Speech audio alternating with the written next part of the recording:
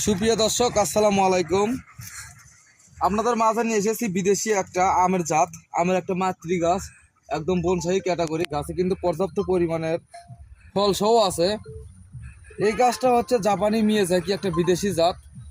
এই আমটা কিন্তু অনেক মিষ্টি এবং অনেক রসালো এবং অনেক বড় সাইজের হয়ে থাকে। দেখেন আমগুলো আমাদের প্রত্যেকটা ডালে ডালে থোকায় থোকায় ধরে আছে। এটা কিন্তু অনেক একটা বিগ সাইজের গাছ।